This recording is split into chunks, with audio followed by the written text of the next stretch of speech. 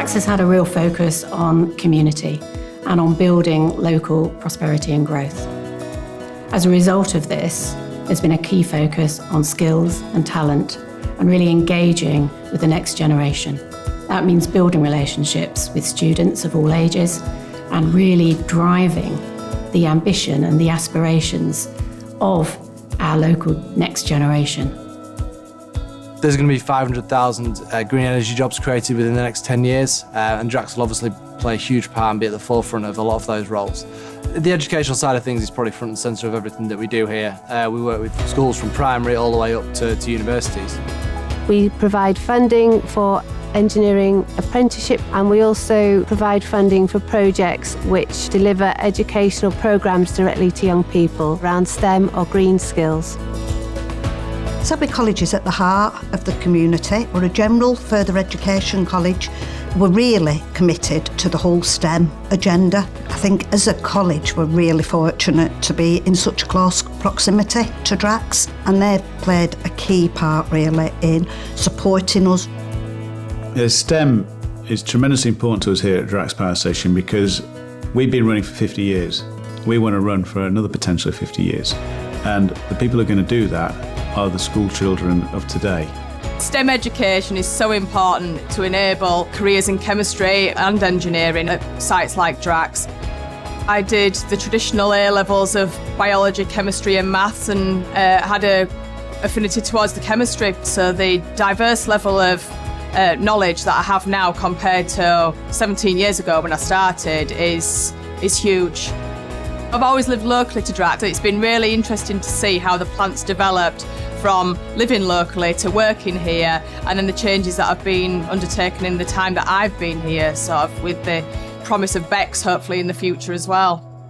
I remember Drax coming into schools and colleges, and it's always had a part to play there. A lot of people in the community are either employed directly through Drax or work on the site or employed for some of the supply chain and support network that goes around it. So yes, it makes a huge impact to the community around us. My family moved to Yorkshire in the early 1980s, so I was lucky enough to be able to watch the North Cooling Towers as they were constructed. My dad also worked in the industry, so he was at Drax, and I used to come with him occasionally. So I already had that interaction before I looked at Drax as an employer. When I was ready to re-enter the workforce after having my second child, the job came up in my department. It was ideal. I'd worked in the energy industry myself, so I had a good understanding. I also worked with children, and the hours fitted around my family life.